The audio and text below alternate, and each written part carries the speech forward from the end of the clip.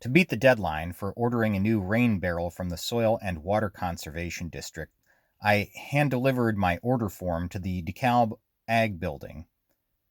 The seasons, they are a-changing here in DeKalb County. My friends Claire and Joe coined a term to make fun of their father, Steve, who is an avid birder and gardener, as well as a retired groundskeeper.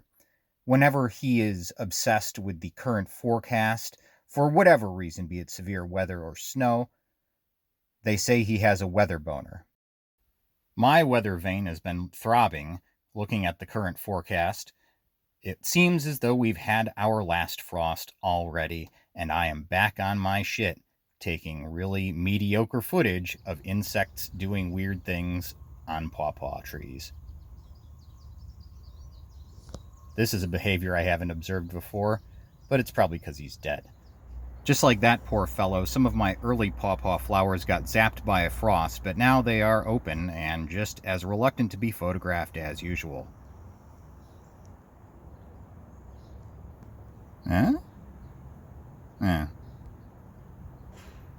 As the days progress and get warmer, those flowers open up and the bugs are out playing grab ass.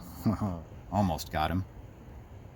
Even though the blooms produce a scent that attracts flies and other insects, they don't really produce a smell that's readily detectable to the human nose. I've noticed a bunch of these skipper butterflies browsing the pawpaw flowers here and there.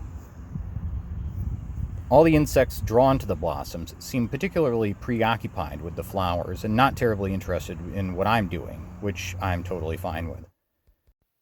A few days earlier, I found this female flower that was sticking up a bit, making it easier to photograph, because typically pawpaw flowers hang downward.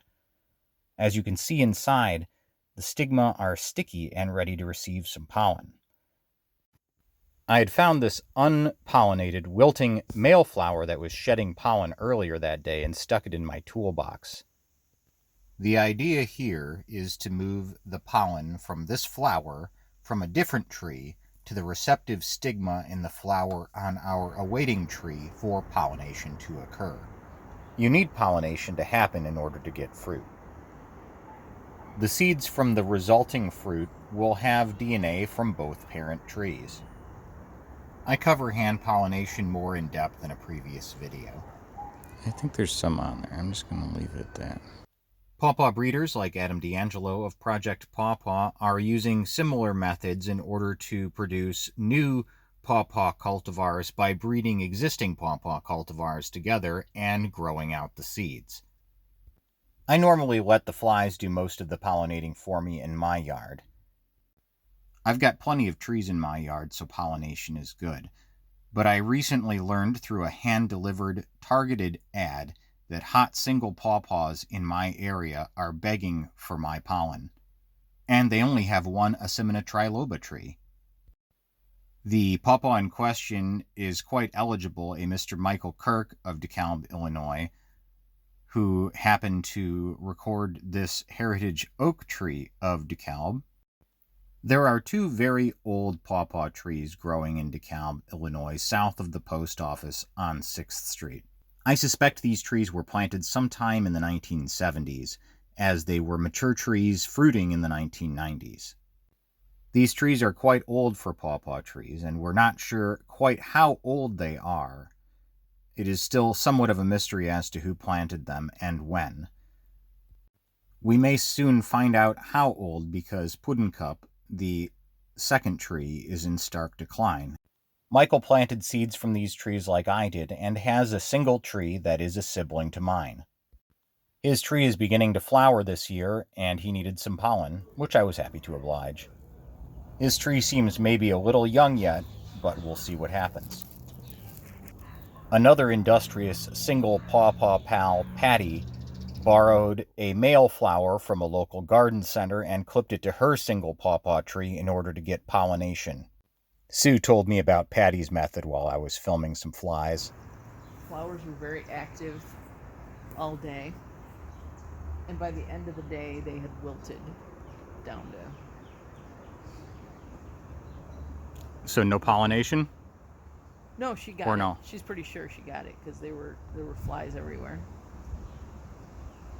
the ones that she had clipped wilted, of course.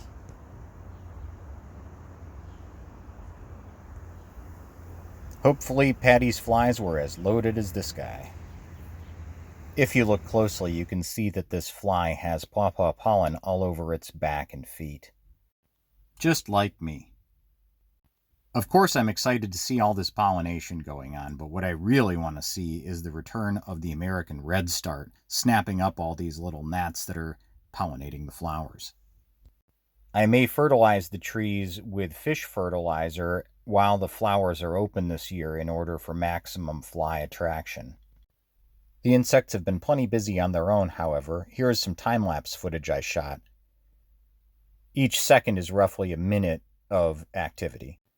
The insects are a bit hard to see at first, but there are quite a few specks swarming the frame as you look. Although I've done a little hand pollination, it's mainly for the camera and for fruit set, not for an actual controlled cross. I didn't keep track of where the pollen came from, and I didn't bag the flower after pollinating to ensure that no other pollen got in. I have, however, planted seeds from an isolated pair of cultivars.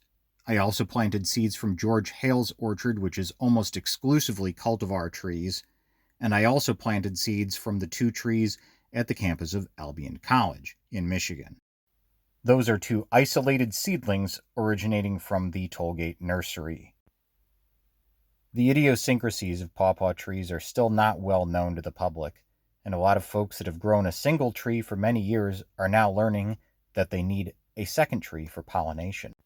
This is not something people typically want to hear after 7 years of growing a tree and waiting for fruit.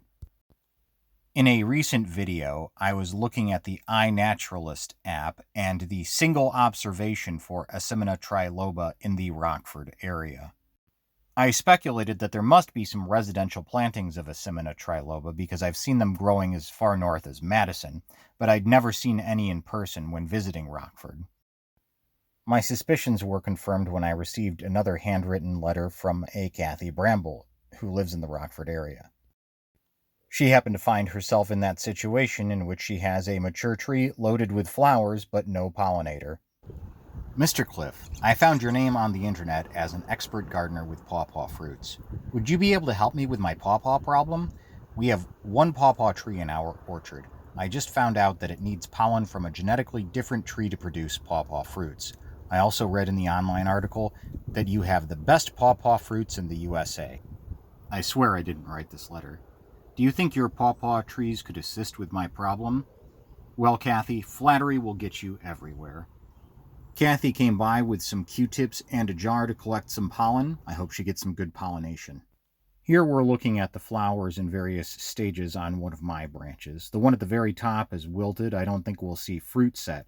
But the one below it, I think, was successfully pollinated. You can see that the stigma are beginning to swell and separate into fruitlets. We'll see if it survives June drop. It's a long way until September. I'll leave you with some more time-lapse footage of the flowers up close.